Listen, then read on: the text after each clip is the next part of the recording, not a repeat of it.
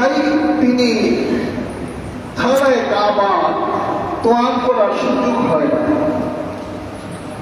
খানায়ে কাবা দীর্ঘদিন ধরে আল্লাহর কাছে ফরিয়াদ করতেছেন যে আল্লাহ, তোমার মাহবুব শেখ আহমদ সেরহিন্দির একটু জিয়ারত আমার নসিব করে দাও।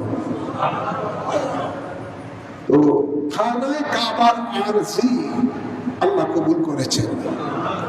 তো মুজাদ্দিদ আল-ফিসানি রাদিয়াল্লাহু তাআলা যেখানে ইবাদত করছেন তার পাশেই খোলা একটি জায়গা, সেখানে খানায়ে কাবা এসে গেলেন। এই কাবা জাহিরি কাবা না, হাকিকতের কাবা চলে এসেছে। মুজাদ্দিদ আল-ফিসানি রাদিয়াল্লাহু তাআলা ওই সময় আল্লাহর ধ্যানে মশগুল ছিলেন, মুরাকাবায় ছিলেন। তখন তিনি দেখলেন পৃথিবীর সমস্ত মানুষগুলো তার দিকে ফিরে নামাজ পড়তেছে। তিনি আল্লাহকে বললেন, আল্লাহ, কারণ কি মানুষগুলি যেন আমার দিকে ফিরে নামাজ পড়তেছেন? আল্লাহ ডাক দিয়ে বলেন, হে মুজাদ্দিদ, হে ফারুক আহমদ সেরহিন্দি, হে আহমদ সেরহিন্দি, তোমার দিকে মানুষ ফিরে নামাজ পড়ে না, বরঞ্চ কাবার দিকে মানুষ ফিরে নামাজ পড়ে। আজকে কাবা তোমার জিয়ারতে এসেছে, এই জন্য তুমি দেখতেছো মানুষগুলো যেন তার পিছনে তোমার দিকে ফিরে নামাজ পড়ে। এই আওয়াজ যখন মুজাদ্দিদ আল-ফিসানি পেয়েছেন, তখন তিনি উপস্থিত আশিকানদেরকে বলেন যে কাবা এসেছে আমার জিয়ারতের জন্য। মুরিদেরা বলেন, হুজুর, তাহলে আমরা তো আমাদের নসিবের সকলের নাই তৌফিক খানায়ে কাবার তোয়াফ করা। আমার আল্লাহর কাছে বলুন, আল্লাহ যেন কিছুক্ষণের জন্য কাবাটা জাহের করে দেয়, প্রকাশ করে দেয়, তাহলে আমরাও তার তোয়াফ করে নিতে পারি, জিয়ারত করে নিতে পারি। মুজাদ্দিদ আল-ফিসানি রাদিয়াল্লাহু তাআলা আনহু আল্লাহর কাছে ফরিয়াদ করলেন যে আল্লাহ, এই কাবাকে কিছুক্ষণের জন্য আমাদের সামনে জাহির করে দাও, প্রকাশ করে দাও। আল্লাহ তাই করলেন। আমার জাহির হলো মুজাদ্দিদ আল-ফিসানি রাদিয়াল্লাহু তাআলা আনহু তার আশিকানদেরকে নিয়ে 7 বার খানায়ে কাবা তোয়াফ করলেন, আর কাবা গায়েব হয়ে গেলেন। সুবহানাল্লাহ। এবার আশিকানদের তো চাওয়ার কোনো শেষ নাই। আশিকানরা বলেন, হুজুর, আমরা শুনেছি খানায়ে কাবা তোয়াফ করার পরে জমজমের পানি খায়, এটা সুন্নত। আমরা তো চাই একটু জমজমের পানি খাইতে। মুজাদ্দিদ আল-ফিসানি রাদিয়াল্লাহু তাআলা তখন তিনি বললেন, আমার খানকার পিছনে যে দেখো জমিন থেকে পানির ফোয়ারা উঠতেছে। সবাই দৌড়ে গেলেন। কখনো সেখানে পানির কোনো লাইন ছিল না, কোনো ফোয়ারা ছিল না, আগে কোনো কিছুই ছিল না। সকলে দেখলেন সত্যি খানায় যে ওনার খানকার পিছনের জমিন থেকে পানির ফোয়ারা উঠতেছে। সকলে গিয়ে সে পানি পান করলেন এবং সেটা একটা কুয়ার মতো হয়ে গেল, ইন্দিরার মতো একটা গোল কুয়ার মতো হয়ে গেল। রাখলেন, সকলে পানি খেলেন। আজও সেই জায়গার মধ্যে সেই কুয়া অবস্থিত রয়েছে এবং মানুষ খেলে সেখানে সে পানি পান করেন, সে পানির স্বাদটা যেন জমজমের স্বাদ একই রকম।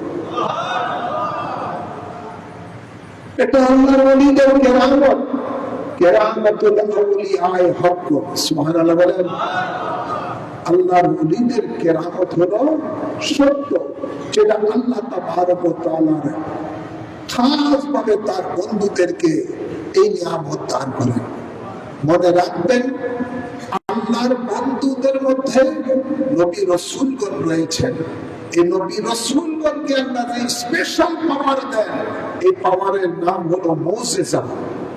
আর যারা আল্লাহর ওলি, তারা আল্লাহর বন্ধু, এই বন্ধুদেরকে যে আল্লাহ স্পেশাল পাওয়ার দেন, সেটা হলো কেরামত। সেটা হলো কেরামত, কেরামতুল আউলিয়ায়ে হক। আকায়েদে রসুলের মধ্যে টাইটেল ক্লাসে পড়ানো হয় যে আল্লাহর ওলিদের কেরামত হলো সত্য, যা কোরআনে পাকে অনেক ওলিদের কেরামত সম্বন্ধে আল্লাহ উল্লেখ করেছেন। ভাইরা আমার, মুজাদ্দিদ আলফে সানি রাদিয়াল্লাহু তাআলা আনহু ওই ব্যক্তি ছিলেন যে ব্যক্তি আকবরের দ্বীনি এলাহি নতুন একটা দ্বীন তৈরি করেছিল। বিভিন্ন ধর্মের কিছু কিছু বিশেষ বিশেষ ভালো ভালো কাজগুলো নিয়ে একটা নতুন ধর্ম তৈরি করেছিলেন, দ্বীনে এলাহি। সেই দ্বীনে এলাহির মধ্যে ওই জমানায় হাজারো হাজারো আলেম আকবরের প্রভাবে তারা প্রভাবিত হয়ে সেই দ্বীনে এলাহিকে তারা মেনে নিলেন। কিন্তু মুজাদ্দিদ আলফে সানি রাদিয়াল্লাহু তাআলা সেটার বিরোধিতা করেছেন, আকবরের বিরোধিতা করেছেন। আকবরকে ওই সময় তারা তাজিমি সেজদা করত, মানুষেরা এটা বাধ্য করে দিয়েছিল। কিন্তু মুজাদ্দিদ আলফে সানি রাদিয়াল্লাহু তাআলা তার বিরোধিতা করেছেন। তো বিরোধিতা করার কারণে তিনাকে আকবর জেলের মধ্যে পাঠিয়েছিলেন। জেলে যখন পাঠিয়েছেন, আল্লাহর কি বলেছি, জেলের মধ্যে যত কয়েদি ছিল মুজাদ্দিদ আলফে সানি রাদিয়াল্লাহু তাআলার সোহবতে থাকার কারণে প্রত্যেক জেলের মধ্যে যত কয়েদি ছিল সব আল্লাহর ওলি হয়ে গেছিল। निगाहे वली में ये तासीर देखी बदलती है हजारों के ये तब्दील देखी। আল্লাহর ওলির নজরে করমে পুরা জেলখানার সমস্ত কয়েদিরা সেই দিন হয়ে গেল তারা কি এক একজন আল্লাহর ওলি।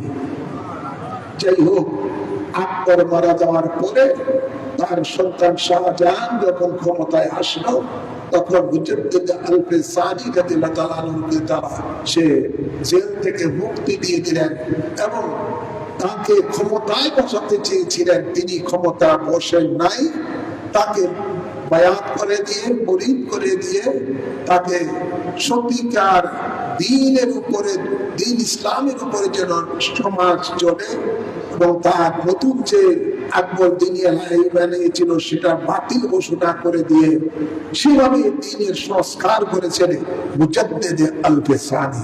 সুবহানাল্লাহ বলেন না? সেই মুজাদ্দিদ আলফে সানি রাদিয়াল্লাহু তাআলা আনহুর ওফাত দিবস, আল্লাহর কাছে দিদারের দিবস হলো এই সফর মাসের 28 তারিখ। সুবহানাল্লাহ বলেন?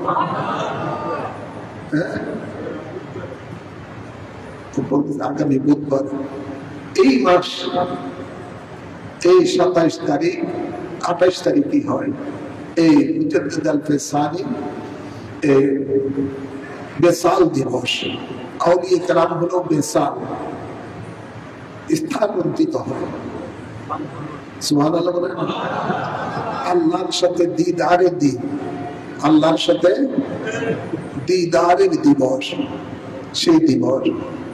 তো সেই মুজাদ্দিদ আলফে সানি রাদিয়াল্লাহু তাআলা আনহু, মুজাদ্দিদ বলা হয় সংস্কারক, যিনি যখন বাতিলেরা, মুনাফিকেরা ইসলামের মধ্যে রাসূল পাক সাল্লাল্লাহু আলাইহি সাল্লাম যে দ্বীন দিয়েছেন আল্লাহর পক্ষ থেকে, ইন্না দীনা ইনদাল্লাহিল ইসলাম, আল্লাহর নিকটে যে দ্বীনটা হলো পছন্দনীয় দ্বীন, যে দ্বীনটা আল্লাহ পরিপূর্ণ করে দিয়েছেন, আল-ইয়াউমা আকমালতু লাকুম দীনাকুম, যে দ্বীনকে আল্লাহ পরিপূর্ণ করে দিয়েছেন ঈমানদারের জন্য, মানব জাতির জন্য। সেই দ্বীনের মধ্যে যখন মুনাফিকেরা ঢুকে দ্বীনকে পরিবর্তন করে দেয়, দ্বীনের উপরে আপনার খারাপি জিনিস ঢুকিয়ে দেয়, তখনই আল্লাহ তাবারক ওয়া তাআলা একজন খাস বান্দা পৃথিবীর মধ্যে প্রেরণ করেন, যিনি শতাব্দীর শেষে যার জন্ম হয় এবং পরবর্তী শতাব্দীর প্রথমে যার এলেমের সৌরভ সারা পৃথিবীর মধ্যে ছড়িয়ে পড়ে, যার এলেমের সামনে সকল বাতিলেরা পরাস্ত হয়ে যায় এবং তিনি সেই দিনকে, দিন ইসলামের মধ্যে যে বাতিল মতবাদ ঢুকিয়েছে সেটাকে তিনি সংস্কার করেন, সংস্কার করে সঠিক পথ মানুষকে দেখান।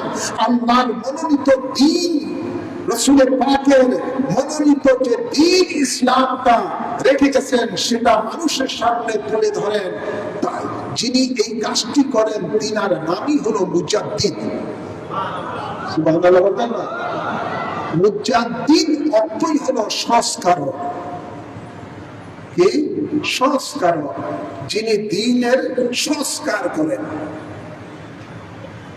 তো সে মুজাদ্দিদ আল-ফিসানি রাদিয়াল্লাহু তাআলা আনহু সেই দ্বীনের সংস্কার করেছেন।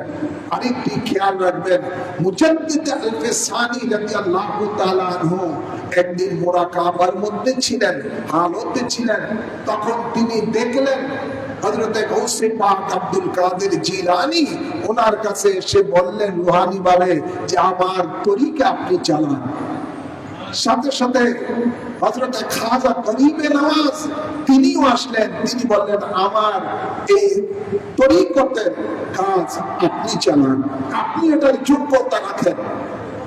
এবং তিনি যার মাধ্যমে যেই তরিকতের ফুয়ুজাত হাসিল করেছেন হযরত বাহাউদ্দিন নকশবন্দি, যার চোখের দৃষ্টিতে মানুষের পরিবর্তন হয়ে যায়। সুবহানাল্লাহ বলতেন না? সে নকশবন্দির তরিকার ইমাম বাহাউদ্দিন নকশবন্দি বলতেছেন আপনি আমার তরিকা চালান।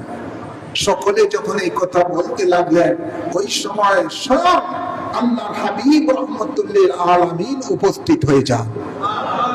আল্লাহর হাবিব বলেন, হে আহমদ স্যার হিন্দি, আমি রাসূল তোমাকে ওই ক্ষমতা দিলাম, ওই ইজাজত দিলাম, তুমি সকলের সিলসিলা, সকলের তরিকা তুমি চালাতে পারো, এই পাওয়ার আমি তোমাকে দিলাম। হ্যাঁ আমার বাবার, আমার মুজাদ্দিদ আল-ফিসানি এই তরিকা এমন একটি তরিকা যার মধ্যে, যার মাধ্যমে চারো তরিকার ফুয়ুজাত পাওয়া যায়। কাদেরিয়া, সিস্তিয়া, নকশবন্দিয়া, মুজাদ্দিদিয়া সমস্ত কিছুর ফুয়ুজাত এই মুজাদ্দিদ আল-ফিসানি রাদিয়াল্লাহু তাআলা থেকে পাওয়া যায়। ওই তরিকা, ওই আল্লাহর ওলি ছিলেন এবং এই তরিকার মধ্যেই, এই তরিকার মধ্যেই কিয়ামত পর্যন্ত এই তরিকাই থাকবে। অন্যান্য তরিকা এর আগে, কিয়ামতের আগে বিলুপ্ত হয়ে যাবে। শুধু নকশবন্দি মুজাদ্দিদিয়া তরিকাই থাকবে এবং এই তরিকার উপর ইমাম মাহদী পর্যন্ত থাকবে। সুবহানাল্লাহ বলেন। এবং এই তরিকার মাধ্যমে 2000 বছর পর্যন্ত যত ওলি গৌস কুতুব বের হবে। সুবহানাল্লাহ বলেন। সেই মুজাদ্দিদ আল-ফিসানি রাদিয়াল্লাহু তাআলা আনহু কত যে তার আরো কেরামত রয়েছে বা বলে শেষ করা যাবে না। তিনি এই 28 তারিখে সফর মাসে তার বিসাল শরীফ হয়েছে এবং সেই তরিকার যিনি ফাউন্ডার মুজাদ্দিদ আল-ফিসানি তারই নবম বংশধর হলো আমির শাহ মুজাদ্দিদি আল-মাদানি। সুবহানাল্লাহ বলেন না? যার মায়ের দিক দিয়ে হলো ইমাম হাসান রাদিয়াল্লাহু তাআলা নূর সম্পর্ক, বাপের দিক দিয়ে হলো হযরতে ফারুক আজমের সাথে সম্পর্ক। ভাইরা আমার, আমরা আর কি পেয়েছি?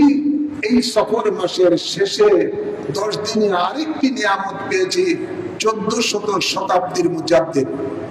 সুবহানাল্লাহ বলেন।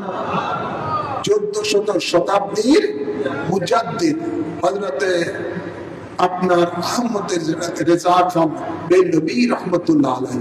সুবহানাল্লাহ বলেন না? যার হাতের, যিনি 2 হাতে তিনি একই সময় কিতাব লিখতে পারতেন। ডাইন হাতে রসুলের পাকের শান ও মানের আজমতের কিতাব লিখতেন, বাম হাতে রসুলের পাকের দুশমনের বিরুদ্ধে তিনি কিতাব লিখতেন। জিনার জীবনে 1500 কিতাব তিনি লিখেছেন। সুবহানাল্লাহ বলেন না?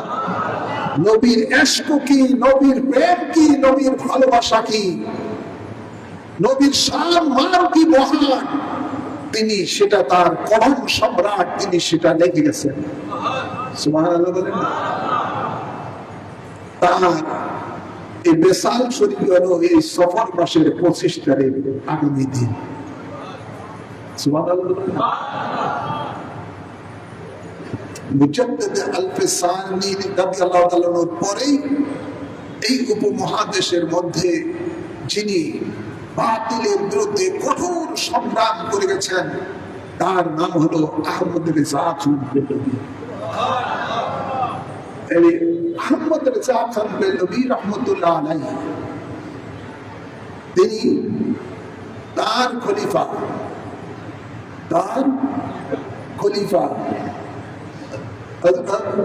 মালিকুল উলামা বলা হয়,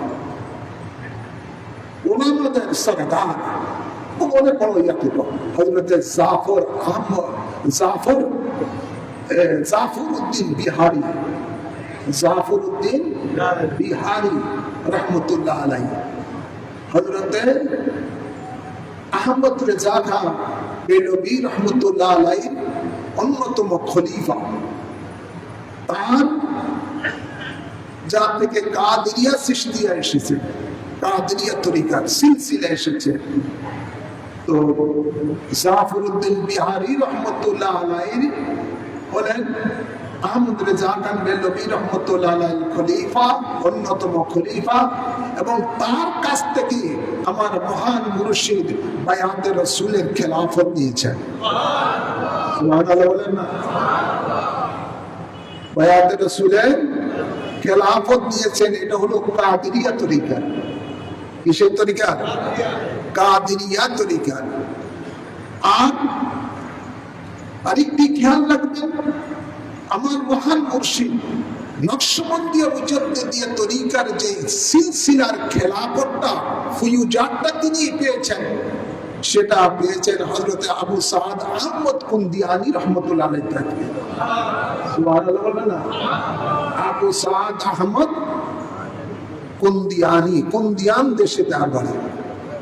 সেখানে উনিও বড় আল্লাহর ওলি ছিলেন, বড় আলেম ছিলেন। তো ওনার কাছ থেকে নকশবন্দিয়া মুজাদ্দিদিয়া তরিকার এই খেলাফতের সিলসিলা তিনি সেখান থেকে এটা পেয়েছেন। হায়দ্রাবাদ। তো এই 25 তারিখ সফর মাসের এটাও একটা উল্লেখযোগ্য দিবস। এই 25 তারিখ আমার মহান মুর্শিদের আপনার দাদা পীর এবং 1400 শতাব্দীর মুজাদ্দিদ আহমদ রেজা খান বেলবি রহমতুল্লাহ আলাইহি, ওনারও এই বেসাল দিবস, ওফাত দিবস হলো এই 25শে সফর। আর 1500 শতাব্দীর মুজাদ্দিদ আমাদের মহান মুর্শিদ আওলাদ রাসূল গৌসে জামান, কুতবে জামান, মুজাদ্দিদে জামান আল্লামা সৈয়দ আহমদ শাহ মুজাদ্দিদি আল মাদানী রাদিয়াল্লাহু তাআলা আনহু, তিনারও জন্ম দিবসের ওফাত তারিখ হলো, বেসাল শরীফ হলো এই 25শে সফর। তো 25শে সফর 1400 শতাব্দীর মুজাদ্দিদেরও ওফাত দিবস, বেসাল দিবস, আর 1500 শতাব্দীর মুজাদ্দিদেরও একই দিনে একই তারিখে বেসাল দিবস। সুবহানাল্লাহ বলেন না? মিল আছে না নাই? তো আমার মহান মুর্শিদ তিনি যে দ্বীনের মুজাদ্দিদিয়তের কাজ করেছেন, শুধু বাংলাদেশে নয়, এই উপমহাদেশের সর্বত্র তিনি এই মুজাদ্দিদের কাজ করেছেন। এবং তিনি সে যা করেছেন, তিনি বলেন আমি সমস্ত কিছু আল্লাহর নবীর নির্দেশ ক্রমে করেছি। আপনারা এখনো দেখতে পান হুজুর কেবলার আপনার ওয়াজ, অডিওর ক্যাসেটের ওয়াজ ইউটিউবের মধ্যে ছাড়ে, অনেকে দেখতেছেন। হুজুর কেবলা বলেন আমি 28 বছর বয়সে মদিনা থেকে হিন্দুস্তানে এসেছি আল্লাহর নবীর নির্দেশে। সেখানে এসে তিনি এই মুজাদ্দিদিয়তের কাজ করেছেন, সংস্কারের কাজ করেছেন, সমস্ত ইসলাম বিদ্বেষীদের বিরুদ্ধে বহস মুবাহাসা করে তিনি মুনাফিকদের বিরুদ্ধে ৭২ দল জাহান্নামীদের বিরুদ্ধে বহস মুবাহাসা করে সত্যিকার দ্বীনকে তিনি সমুন্নত করেছেন। এরপরে মহান মুর্শিদ বলতেছেন যে আল্লাহর নবীর নির্দেশ ক্রমে আমি আবার এই বাংলাদেশের মধ্যে, এই দেশের মধ্যে, অর্থাৎ ওই সময় ছিল পূর্ব পাকিস্তান, তিনি বলেন আমি 1948 সালে এই দেশে এসেছি এই আল্লাহর নবীর নির্দেশে এই দ্বীন প্রচারের জন্য, দ্বীনের সংস্কারের জন্য। তো তিনি যা করেছেন সবকিছু আল্লাহর নবীর নির্দেশ ক্রমে করেছেন এবং তার এই মুজাদ্দিয়তের প্রভাবে আজকে বাংলাদেশের মধ্যে মানুষ সুন্নিয়ত কি বুঝতে পেরেছেন। সুবহানাল্লাহ বলেন না? সুন্নিয়ত কি বুঝতে পেরেছেন, নবীর আশক প্রেম কি বুঝতে পেরেছেন এবং তার এই মুজাদ্দিয়তের প্রভাবের কারণে আজকে বহু বক্তারা সুন্নি নাম দিয়ে মাঠে ময়দানে ওয়াজ করার সুযোগ পাইছেন। মসজিদের মধ্যে সুন্নিরা সুন্নিয়তের কথা বলার সুযোগ পেয়েছেন একমাত্র এই 1500 শতাব্দীর মুজাদ্দিদিয়তের এই কাজের কারণে। আজকে তিনি সুন্নিয়তের একটা পরিবেশ সৃষ্টি করে দিয়েছেন। আজকে দেখা যায় অনেক বক্তা নতুন নতুন হয়েছে সুন্নিয়তের ময়দানে কাজ করে, কিন্তু যার উসিলায় সিন্নি খাইলে মোল্লা সিন্নি না, যিনি এই সুন্নিয়তের একটা পরিবেশ সৃষ্টি করে দিয়েছেন তার নামটাও তারা ওয়াজের মধ্যে উচ্চারণ করে না। আছে না না? মুনাজাত পর্যন্ত নামটা লয় না। আমি অনেক দেখছি এখানের মধ্যে ভাইরাল কিছু বক্তা আছে আজ মধ্যে ওয়াজ করে, হুজুর কেবলা রাইসা মাজারটা পর্যন্ত জিয়ারত করেন। এই হলো সুন্নিয়তের নতুন প্রজন্মের কতগুলি বক্তা বের হয়েছে। বক্তা নামের তক্তা শুধু মানুষকে ধোঁকা দিয়ে গান বাজনা করে পয়সা কামিয়ে নেয়, সুন্নিয়তের কোনো উপকার হয় না। আজকে যাদের অবদানে সুন্নিয়ত প্রতিষ্ঠিত হয়েছে এই দেশের মধ্যে, যিনি সর্বপ্রথম আহলে সুন্নাত ওয়াল জামাতের সাংগঠনিক একটা রূপ দান করেছেন, যিনি এই দেশের মধ্যে সর্বপ্রথম আহলে সুন্নাত ওয়াল জামাতের কমিটি করে তার সভাপতি ছিলেন ইন্তেকালের আগ মুহূর্ত পর্যন্ত। সমস্ত সুন্নি আলেমেরা যার নেতৃত্ব মেনেছিলেন, যাকে শ্রদ্ধা করতেন, এদেশে যত পীরের দরবার আছে সব পীরের দরবারের পীরেরা আবেশাল মাদানির নাম শুনলে তারা সালাম করেন। তারা বুঝেন যে আবেশাল মাদানি কেমন লোক ছিলেন। তিনি যেমনি ছিলেন এলেমের দিক দিয়ে অদ্বিতীয়, তেমনি তিনি বেলায়েতের দিক দিয়েও ছিলেন অদ্বিতীয়। তার বেলায়েতের সামনে কোনো মানুষ, কোনো ওলি বলেন যত কিছু, কেউ তার সামনে দাঁড়াতে পারে না, এত ইজ্জত করতেন। কিন্তু আজকে সুন্নিয়তের মধ্যে অধঃপতন এসেছে। সুন্নিয়তের অধঃপতনের পিছনে একটা অন্যতম কারণ হলো যার উসিলায় সুন্নিয়ত পেয়েছেন তাকে তারা ভুলে গেছেন, তাকে তারা ভুলে গেছেন, যার কারণে আজকে অধঃপতন। তাই আমি বলতে চাই এটাই, যা আল্লাহর ওলি তিনজন মুজাদ্দিদ এর এই বেসাল শরীফ এই সফর মাসের শেষ সপ্তাহ 25 সফর হলো 2 জন মুজাদ্দিদের বেসাল শরীফ, 1400 শতাব্দীর মুজাদ্দিদ আলা হযরত আহমদ রেজা খান বেলবী রাহমাতুল্লাহ আলাইহি, আর 1500 শতাব্দীর মুজাদ্দিদ আল্লামা আবু নাসর সৈয়দ আবিদ শাহ মুজাদ্দিদি রাদিয়াল্লাহু তাআলা। এবং সে আপনার মুজাদ্দিদ আল-ফসানি রাদিয়াল্লাহু তাআলা হলো 28 তারিখে সফর মাসে যার বেসাল শরীফ। তো আমরা যেন এই সমস্ত আল্লাহর ওলিদের কে আমরা স্মরণ করি, আল্লাহর ওলিদের পদাঙ্ক আমরা অনুসরণ করি। এখন একটি কথা মনে পড়ে গেছে, একটি কথা মনে পড়ে গেছে। বাংলাদেশের মধ্যে এখন নতুন করে একজন মুজাদ্দিদ বার হইছে। কি বানিয়েছে? মুজাদ্দিদের কাজই হলো দ্বীনের মধ্যে যদি কোনো বেদাত ঢুকে যায়, কোনো নতুনত্ব কিছু ঢুকে যায়, কোরআন সুন্নাহর বিপরীত কোনো আমল ঢুকে যায়, তখন সেটাকে অপসারণ করেন। এটা মুজাদ্দিদের কাজ। কিসের কাজ? মুজাদ্দিদের কাজ, হক্কানি রব্বানি আলেমদের কাজ। এখন বাংলাদেশের মধ্যে নতুন করে একজন মুজাদ্দিদ বার হয়েছে, দেখছেন কি ফেসবুকে? আরে দেখেন নাই অনেকে, যার নাম হলো ওয়াকারুজ্জামান। ওয়াকারুজ্জামান আসলে তো ওয়াকারুজ্জামান না, সে হলো ফিতনাতুজ্জামান। কি হলো? বাংলাদেশের মধ্যে তার মাধ্যমে 2024 সালে 5ই অক্টোবরে 5ই আগস্টে যে ফিতনা যার নেতৃত্ব হয়েছে, তার নাম হলো ওয়াকারুজ্জামান, হাকিকতে উরফে ফিতনাতুজ্জামান। বাংলাদেশের মধ্যে যত অশান্তি ফিতনা তার মাধ্যমে হয়েছে, নাটের গুরু হলো সে। এখন সে বলতেছে বাংলাদেশের মধ্যে নামাজের মধ্যে বেদাত ঢুকছে। বাংলাদেশের মধ্যে নামাজের মধ্যে কি ঢুকছে?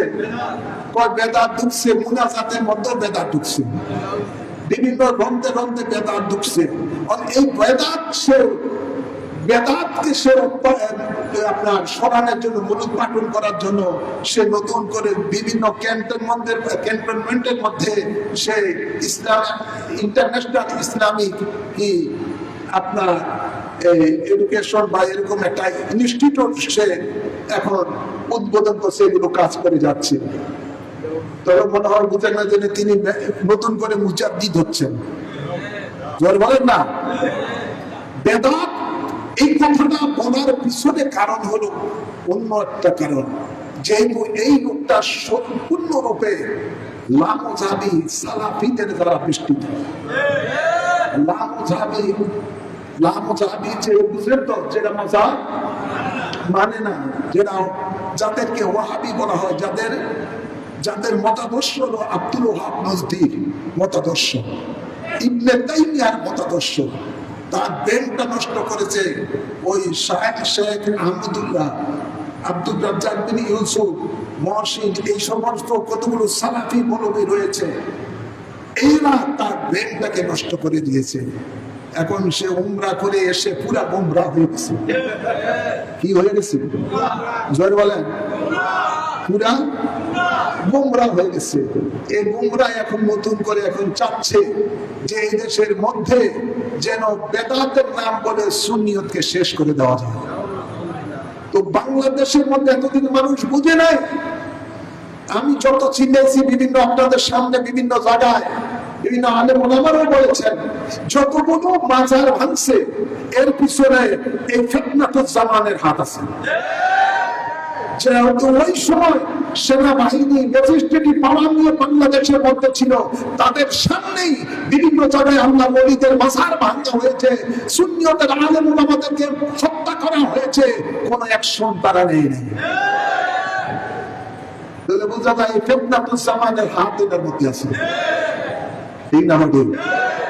এখন তারা চায় বাংলাদেশের মধ্যে বেদাতের নাম দিয়ে সুন্নিয়তের উপরে আক্রমণ করতে, কিন্তু ইনশাআল্লাহ এদেশের সুন্নি জনতা তার দাঁত ভাঙ্গা জবাব সময় মতো দিবে।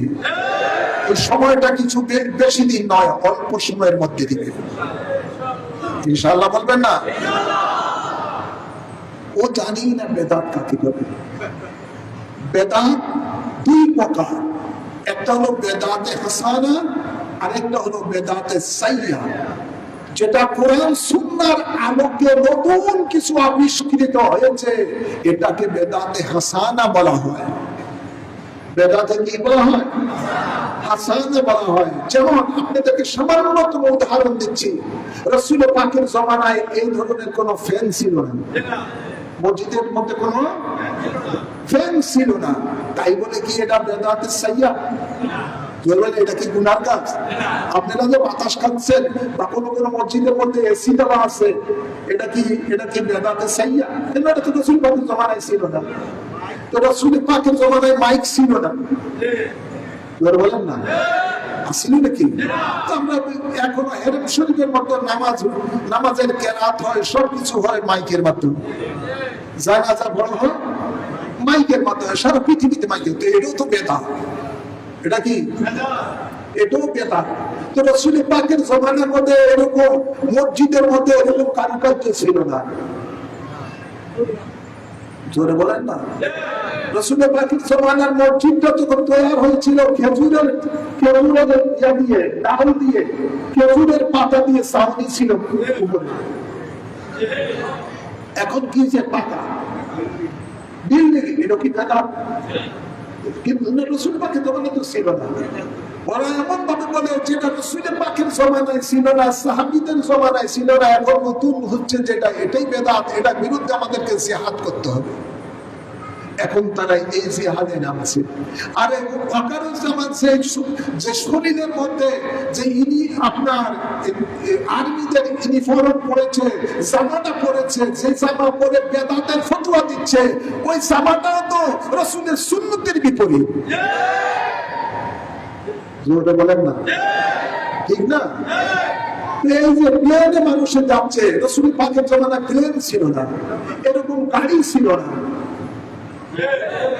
মানুষ হজ করতে গিয়েছে, ওই সময় কেউ পায়ে হেঁটে গিয়েছে, কেউ ওটের উপরে চলে গেছে। এই ধরনের কি এখন ছিল? এখন তো আমরা প্লেনে চলে যাই হজ করতে, বলেন না, বিভিন্ন ভাবে। তো এমন অনেকগুলো জিনিস আছে, হাজারো জিনিস আছে, নতুন জিনিস, যেগুলো রাসূলের পাকের জামানায় ছিল না। এই যে আমরা তারাবির নামাজ পড়ি, রাসূলের পাকের জামানায় এভাবে তারাবির নামাজ জামাতে ছিল না। কথা বুঝছেন না? যেমন অনেক কিছু জিনিস আছে যেটা রাসূলের পাকের জামানায় ছিল না, হাজারো জিনিস আছে। বিশেষ করে কওমিরা যে কওমি মাদ্রাসা যা তৈরি করেছে, এগুলো রাসূলের পাকের জামানায় ছিল না, এটি অনেক পরে আসছে। এগুলি তো বড় বেদাত। এই যে বুখারী শরীফ, মানুষের ওয়াহাবীরা সুন্নিরা বিভিন্ন লোকে খতম করে, বুখারী শরীফের খতম, কোরআন শরীফের খতম ইত্যাদি ইত্যাদি করে, এটি রাসূল পাকের জামানায় ছিল না। বুখারী শরীফ তো অনেক 400 বছর পরে শুরু হয়েছে বুখারী শরীফের। কথা বলছেন না? এরকম হাজারো জিনিস আছে মানুষের জীবনে যেগুলো রাসূলের পাকের জামানায় ছিল না, সাহাবায়ে কেরামের জামানায় ছিল না, পরিবর্তিত হয়েছে। তো সেই নতুন জিনিস যেগুলো আবিষ্কৃত হয়েছে, যেগুলো কোরআন সুন্নাহর বিপরীত নয়, সাংঘর্ষিক নয়, সেগুলো কিয়ামত পর্যন্ত জায়েজ আছে, সেগুলো হলো বেদাতে হাসানা। সুবহানাল্লাহ বলেন না?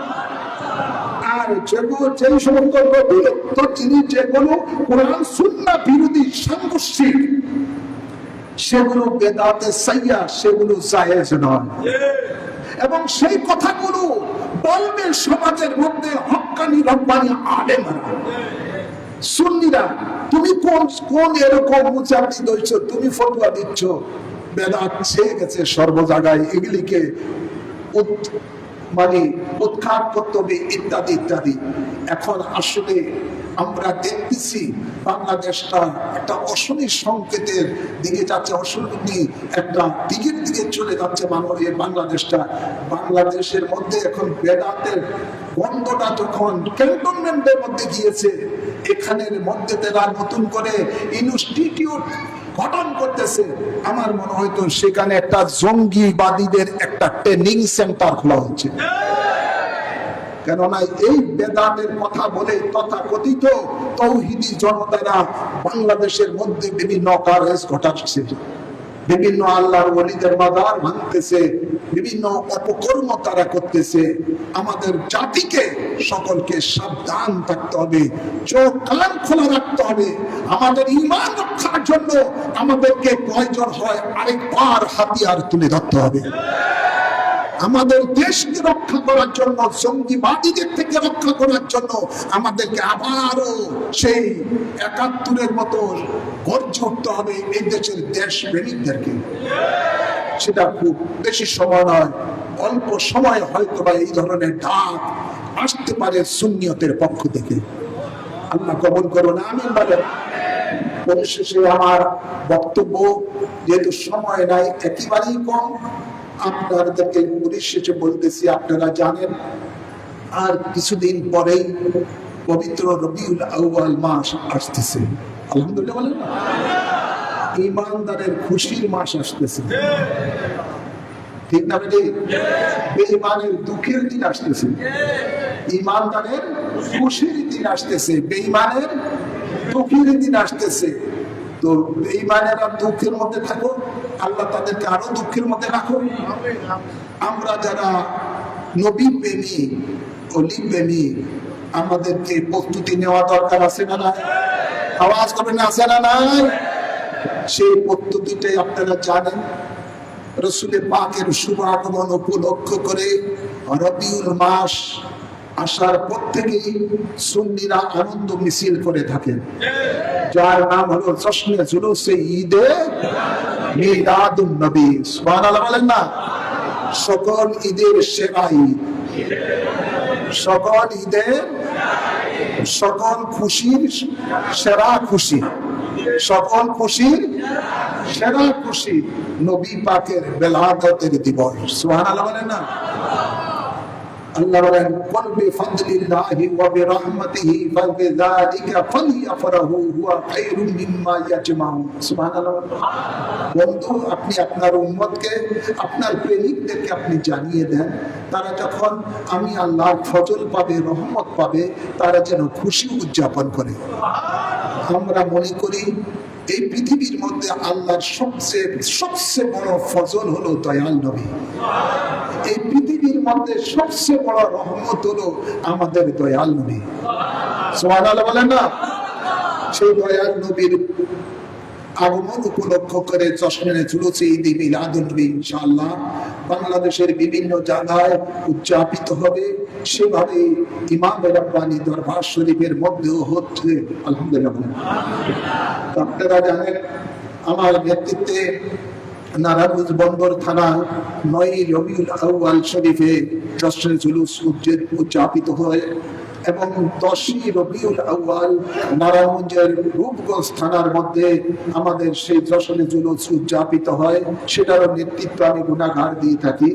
আপনাদের সকলের আপনার দাবি জানিয়েছেন, সকলের আশা, আমিও যেন এই হাজীগঞ্জ যেন জশ্নে জুলুস উদযাপন করি আপনাদের সকলকে নিয়েই। গত কয়েক বছর ধরে আমি আপনাদেরকে একটা ডেট দিচ্ছি, যেহেতু আমার এর আগে কোনো সুযোগ নাই। 11 রবিউল আউয়াল শরীফ আমরা জশ্নে জুলুসে ঈদ মিলাদুন নবী পালন করে থাকি ইমাম রাব্বানী দরবার শরীফের মধ্য থেকে, ঠিক না ভাই? এবার দরকার আছে না নাই? এক বছর শুক্রবার পড়ার কারণে আমি থাকতে পারিনি, তো এই বছর ইনশাআল্লাহ 11 রবিউল আউয়াল শরীফ সকাল ৮ ঘটিকায়, সকাল ৮ ঘটিকায় ইমাম রাব্বানী দরবার শরীফের মধ্য থেকে আমরা জুলুস বের করব। পিকআপ গাড়ি বিভিন্ন ভাবে আমরা সে লম্বা জুলুস, এটা বাংলাদেশের মধ্যে আমার মনে হয় ১ নম্বর লম্বা জুলুস। হাজীগঞ্জ আমরা বাজার কতক্ষণ করে আমরা এই জুলুস করতে আমরা সেই চাঁদপুর বাস স্ট্যান্ডের মধ্যে আমরা উপস্থিত হব। আলহামদুলিল্লাহ। সেখানে আমরা জমায়েত হয়ে আমরা সেখানে জুলুসের উপরে আলোচনা করে, মিলাদ কিয়াম করে, এরপরে আমরা চাঁদপুর শহরের মধ্যে জুলুস করে আমরা জুলুস সমাপ্ত করব। আলহামদুলিল্লাহ বলেন না? দরকার আছে না নাই? অন্যান্য বছর আপনারা যেভাবে গাড়ি দিয়ে, পিকআপ দিয়ে, বিভিন্ন ভাবে মানুষ নিয়ে রাসূলের পাকের প্রেম ও ভালোবাসা উজ্জীবিত হয়ে আপনারা জুলুসে অংশগ্রহণ করেছেন, এভাবেও করবেন। আল্লাহ কবুল করুন। আপনারা জানেন 12 রবিউল আউয়াল শরীফ আমার মহান মুর্শিদ বাংলার জমিনে সর্বপ্রথম যে জুলুস বের করেছেন জশ্নে জুলুসে ঈদ মিলাদুন নবী, সেটার নেতৃত্ব আমি গুনাহগার দিয়ে থাকি। সেইটাই 12 রবিউল আউয়াল নারায়ণগঞ্জের সকাল 9 ঘটিকায় সেটা ইনশাআল্লাহ বের হয়। সেটা আপনারা বিভিন্ন মিডিয়ার মাধ্যমেও দেখতে পান। সেটা আজীব ও শান জুলুস। এমন জুলুসটা দেখেন, আল্লাহর ওলি কত বড় আল্লাহর ওলি। যে বছর হুজুর কেবলা ইন্তেকাল করবেন সেই বছরই হুজুর কেবলা জুলুস করে জুলুসের শেষে বলতেছেন, আগামী বছর আমি আপনাদের মাঝে নাও থাকতে পারি, আমার পরিবর্তে আমি যদি আপনাদের মাঝে না থাকি তাহলে আমার ছেলে দিদিকে নিয়ে আপনারা জুলুস করবেন। কি আজীব কাণ্ড! আল্লাহর ওলি জেনে গেছেন আগামী বছর যে তিনি জুলুসে থাকবেন না। উনি 25শে সফর ইন্তেকাল করলেন। এরপরে কত 10-15 দিন পরে 15 দিন পরে জুলুস আসতেছে এর পরের বছর। তাই ওই পরের বছর আবার মানুষ আমাকে নিয়ে জুলুস, এই পর্যন্ত 37-38 বছর চলতেছে। আল্লাহর ওলি জানেন যে তিনি আগামী বছর থাকবেন না। অন্য বছর বলে নাই কখনোই কথা, কিন্তু যে বছর তিনি বলছেন যে আগামী বছর আমি থাকবো না, আল্লাহর ওলি 1 বছর আগেই জেনে গেছেন তিনি যে দুনিয়া থেকে চলে যাবেন। সুবহানাল্লাহ বলবেন। এটা আল্লাহর ওলি ইলহামের মাধ্যমে তিনি আল্লাহর পক্ষ থেকে জেনে গেছেন। তাই তো তিনি জুলুসের নেতৃত্ব কে দেবেন তিনি আগেই সেটা ঘোষণা দিয়ে গেছেন। এবং সেই 12 রবিউল আউয়াল তারিখে সে জুলুস নারায়ণগঞ্জের জমিনে আজীব শান লক্ষ লক্ষ নবী প্রেমিকদের নিয়ে জুলুস ইনশাআল্লাহ করে থাকি। তো আপনাদের সকলকে বলবো, 11 রবিউল আউয়াল এই জুলুসের জন্য একটা কমিটি গঠন করা হয়েছে। জশ্নে জুলুসে ঈদ মিলাদুন নবী একটা কমিটি গঠন করা হয়েছে। সেই কমিটিটা সাথে আপনারা যোগাযোগ রাখবেন। বিশেষ করে আবুল হাশেম মিয়াজি আপনাদের মসজিদের খতিব, তিনার সাথে আপনারা যোগাযোগ করে অত্র গ্রামের মধ্যে আপনারা জুলুস কমিটি গঠন করবেন। বিভিন্ন জায়গা থেকে আমার হিজবুর রাসূল কমিটি আছেন, প্রত্যেকে নিজ নিজ খরচে পিকআপ ভাড়া করে বেশি বেশি লোকজন নিয়ে ইমাম রব্বানী দরবার শরীফের একটা আজিম শান যে দরবার শরীফ, সে আজিম শান দরবার শরীফ থেকে আজিম শান জশ্নে জুলুস বের হচ্ছে, এটা গোটা জাতিকে দেখানো দরকার আছে না নাই? জোরে বলেন নারে তাকবীর, নারে রিসালাত, আহলে সুন্নাত ওয়াল জামাত, ইমাম রব্বানী দরবার শরীফ জশ্নে জুলুসে ঈদ মিলাদুন নবী আল্লাহ কবুল করুন। ওই দিন আমাদের আর কোনো দুনিয়াবি কাজ থাকবে না, একটাই কাজ, নবীর প্রেমে সময় ব্যয় করা, জশ্নে জুলুসে নবীর শানে স্লোগান দেওয়া। জীবনে তো বহু নেতার নেত্রী স্লোগান দিয়েছেন যেগুলোতে শুধু গুনাহ কামাইছেন, এবার নবীর নামে স্লোগান দিয়ে শুধু নেক কামান। কি কামান? নেক কামান, নবীর স্লোগান। এই স্লোগান দিতে দিতে দুনিয়াতে যেমন স্লোগান দিচ্ছি নবীকে না দেখে, কিন্তু নবী আমাদেরকে দেখেন, যে আকীদা রাখতে হবে। আর হাসরের ময়দানে নবীকে সামনে নিয়ে আমরা নবীর নামে স্লোগান দিয়ে দিয়ে আমরা আল্লাহর জান্নাতে যাব। আল্লাহ বলেন হুয়া খায়রুম মিম্মা ইয়াজমাউন, যত তুমি ইবাদত করো সকল সঞ্চয় থেকে সবচেয়ে বড় সঞ্চয় হলো আমার নবীর আগমনের দিনে খুশি উদযাপন করা। আল্লাহ কবুল করুন। 11ই জোর বলেন 11ই সকাল 8টার পূর্বে উপস্থিত হতে হবে। 8টার মধ্যেই যেন আমরা বের হয়ে যেতে পারি। 9টার মধ্যে আমরা চাঁদপুর স্ট্যান্ডে পৌঁছবো ইনশাআল্লাহ। ইনশাআল্লাহ বলেন না? সকল দরবারের সকল লোকের আমরা একত্রিত হয়ে এই জুলুস করব। আল্লাহ কবুল করুন। ওমা আলাইনা ইল্লাল বালাগ। যারা সুন্নত পড়েন নাই সুন্নত পড়ুন।